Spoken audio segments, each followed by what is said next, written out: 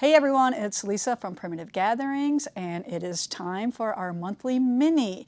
And this month I have Auntie Jeannie's quilts, which is named after all of my mom's sisters, which there are a whole bunch of them. So it's super fun to name all these mini quilts after them. Now, Aunt Jeanie has a twin, and her name is Barbara. So Barbara's quilt will come next. So stay tuned for a little bit more about Barbara. Don't just ditch me now. All right, so let me talk a little bit about Jeanie first. I'll show you the quilt. So this is Jeanie. Isn't it super fun? Yes, those blocks are super tiny. 2 inches they finish at. So our pattern here will be, I don't know what the pattern only price is, but our kit only will be $45 and our kit and pattern will be $51. All right. So I have done a little bit of pre-sewing so you don't have to watch me do every step. So I have some of my units already done here. Now the first thing that I want you to do though is when you get your fabric gathered, and you are going to need 25 different dark fabrics. We did a 9x11, which is a lot of fabric for this. So that's part of the surprise coming up. And then you need 3/4 yard cream, and that is for the blocks, the setting blocks, the setting triangles, and the binding if you wish as well. All right, so all this little block, I believe this is a Martha Washington block. We need some flying geese. So I have 3 of them made. I saved 1 to stitch for you. And I know they look really small, but it's still the same 1/4 inch seam allowance. And then we have the center pinwheels, which are 2 triangles. And I call this unit a triple triangle. So it has 2 small triangles and then 1 big triangle on that. And here's what they look like when they are all pieced. So 4 of these will go together, and I'm going to stitch that one for you as well. Now the quilt is roughly 20 by 20 in size. I did a scrappy border on it to just make it fun because I wanted to use all of the colors again. All right, so let's get started. Okay, now I just want to point out too that I used the laundry basket fabrics for our quilt. I did not use the lights, and I used 25 of these darks. So this is what we're going to offer in the kit for you if you buy the kit from us. And then my little rulers, you know how I love to use my little rulers with these tiny pieces. They will for sure come in handy. And then make sure that you starch. Starching is the key when piecing small and big. We just like to starch. All right, so here we go. I'm going to make this flying geese unit for you right here. So all I'm going to do is put this triangle. I'm going to match them up right sides together, and we match up the bottom corner like so. So I want that to fit perfectly on there. And I'm going to stitch here. Okay.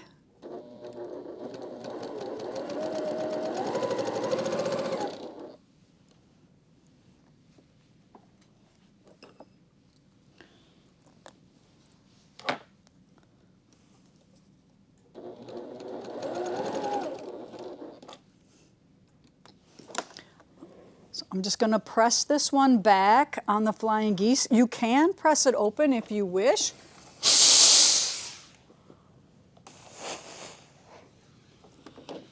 All right, now the other triangle on the left side. So I'm just going to go right sides together, matching up that corner. And the key is to match them up. And I know they get a little wiggly, so you could put a pin in it if you want, but I'm not gonna.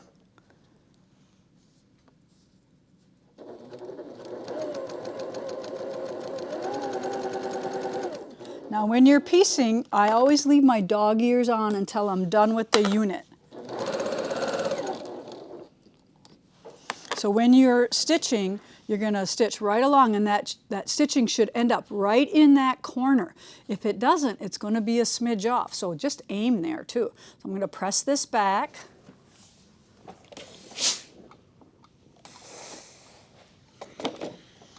All right, so now I have to cut off the dog ears.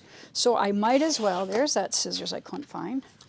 I'm going to put my ruler right on the straight edge of the flying geese, and then I'm going to trim off those dog ears.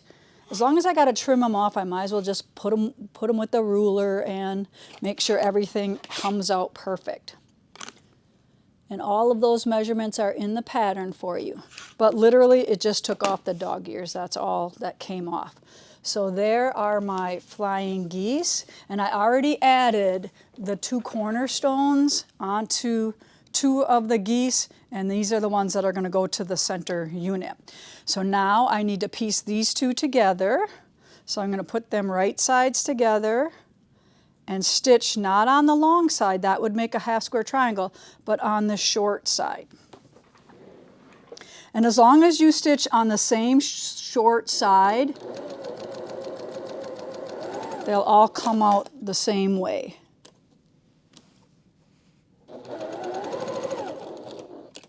Now this one I'm going to press open, just because there's so many pieces in this middle block.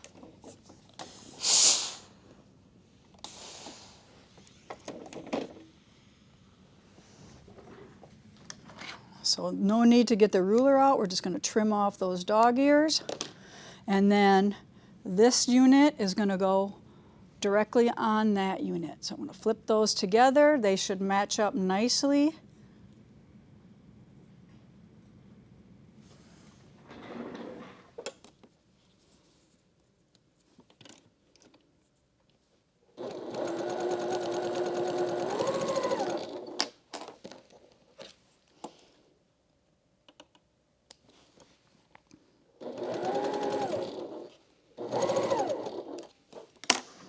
Again, I'm going to take this unit and press that open.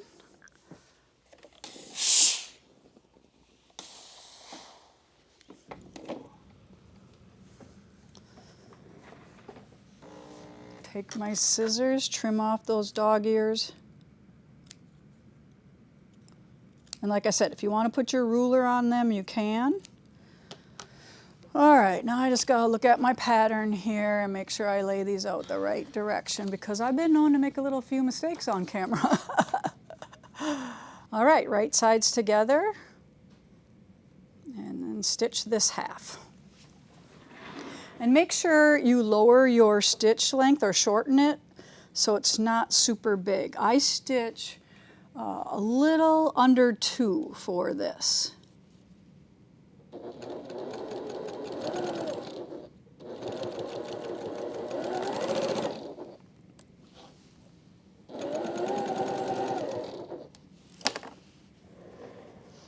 Okay, again, looks pretty nice and even. I'm going to open that seam up.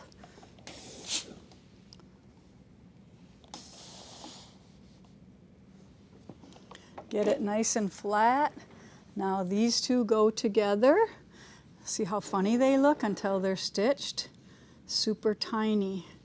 All right, now I'm going to match up that seam best I can. I think I'm going to put a pin in this one though, just one. So hopefully it doesn't move on me. So much fabric there, even though we pressed open. Okay, probably helped if I had moved my finger out of the way.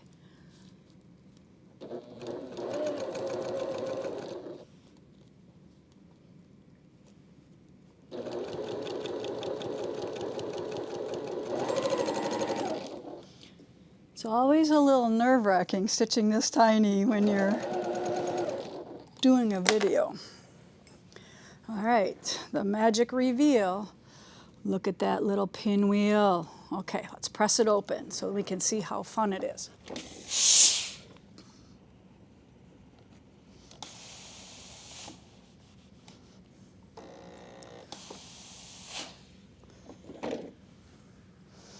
Wow, look at that. Isn't that great? Super fun. And I press that everything open on this block, and that I think helps a lot to get that nice perfect point in there. Now there are going to be times when you're making this quilt that you lop off a little point or something isn't exactly perfect, I always give it one chance. If I really don't like it, I rip it out once. If it ends up the same way again, it's staying. So this is one of them that sometimes close enough is okay. All right, so now look what I have here. I can quick trim off this little bit of thread here if you want. It's going to be in the seam allowance. So now these two are going to go here on the points, for the points of the star, and then these are going to go on there, and we're going to have our block. All right, so first this side.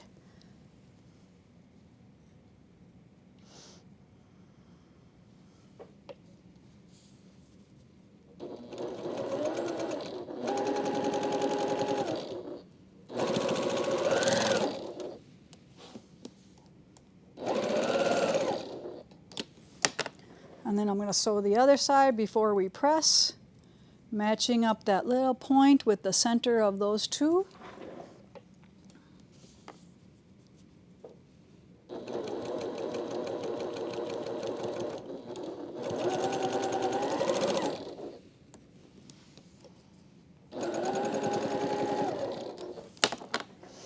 All right, now I'm going to press both of these seams open again. So I give it a little bit of a finger press. Finger press.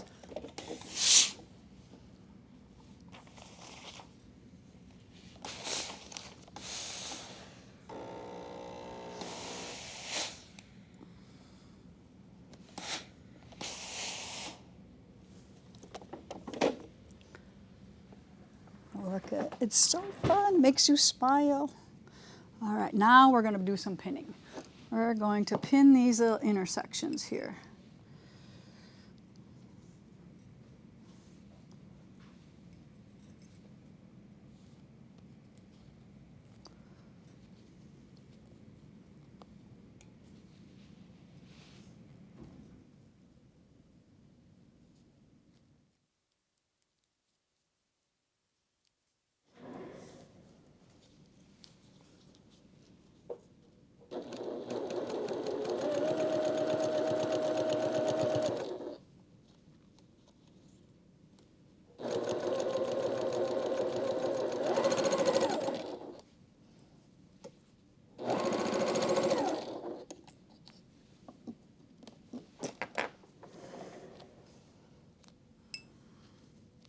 Just check it to make sure I sewed it on. Ooh, look, got a little bit of a wiggle. Let's rip it out. One time, remember? Let's just do this. Even though I pinned it, when these things are so small, you get a little bit of a wiggle in there. And like I said, if I get that wiggle again, it's staying. I need my little rubber end seam ripper. I like those the best. All right, let's try again. Maybe a couple more pins. All right, so that one lining up, okay. And then now this one, making sure. I thought I made sure, but.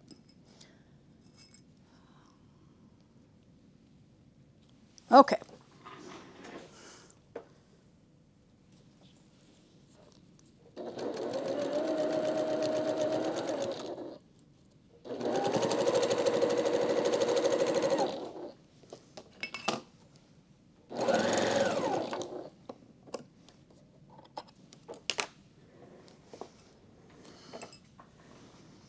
Much better.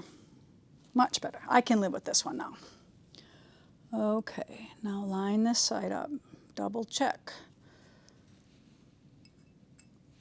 So you do have to slow down a little bit on these minis, but you don't have long sewing pieces. You got just this little inch or inch and a half sewing area. So they go quicker. I don't like how that one's matching up. Oh, because the one underneath it, that's why. There we go.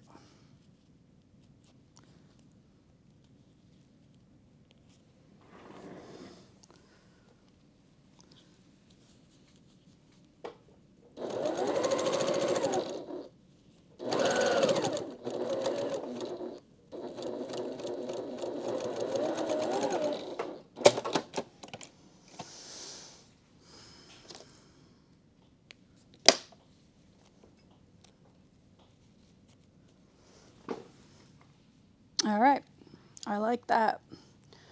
This matches up. This is a little smidge here, but we're gonna live with that. We're gonna just trim it.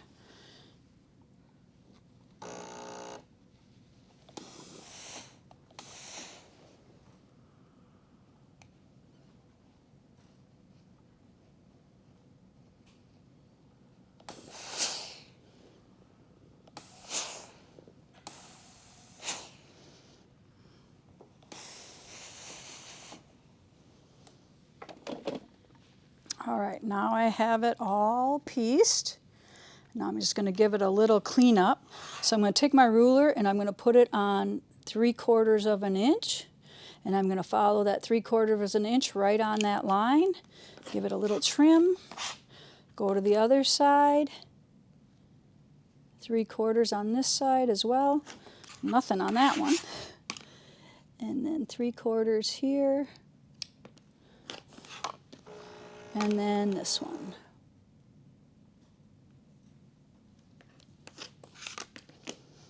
Okay. All right, there's our little Martha Washington block made for Auntie Jeannie's quilt. Okay, so now here's the little secret reveal. So I'm going to show you next month. So this is Barbara's. And it's the same block, only opposite. So you're gonna, if you buy the kit for this one, you're gonna be able to make this kit as well. You only need to buy the background, all right? And we will have several different options of background colors for Barbara because we don't have mass quantities of that dark teal. But as you can see, any one of these colors would look good as the background. And these little sashing squares are going to be fun. So even though they're twins, they were fraternal twins. So I made their quilts with the same blocks, the DNA, and then we changed them up a bit because they are definitely two different people. There's nothing alike about those two sisters, and I can't believe they are actually twins. I would have never picked those two sisters to be twins. But I hope you enjoyed making Genie, and like I said, you're going to be able to use these fabrics from this kit over to next month if you're going to, and then you can make Barbara as well. All right, so that's all I have for you for this month, and we will see you back here next month.